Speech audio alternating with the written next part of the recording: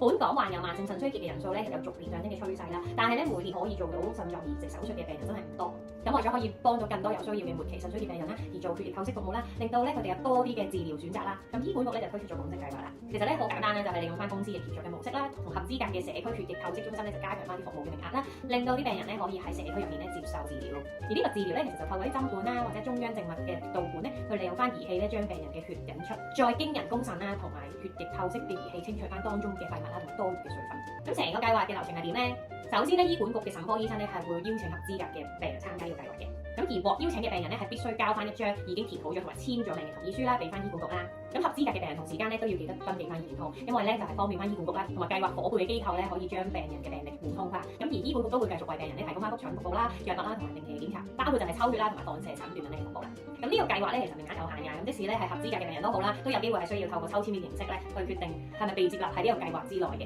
咁若然喺呢個計劃嘅期間啦，因為你任何原因都好啦，你要退出或者你決定唔再繼續參與呢個計劃咧，係必須要喺8星期前啦通知翻醫管局啦同埋社區嘅透析中心。咁病人之後咧都會由翻醫管局嘅腎科醫生再重新去評估啦，同埋安排翻喺醫管局轄下嘅地方接受合適嘅治療。咁要留意翻點咧，重新安排嘅治療未必一定係做血液透析治療㗎。咁計劃嘅對象有邊幾類咧？第一類啦就係依家喺醫管局接受緊血液透析服務而情況穩定嘅病人，而第二類就係患有末期腎衰竭但係可以接受腹膜透析嘅新症病人，而第三類咧就係依家接受緊腹膜透析但係有治療失效風險嘅病人。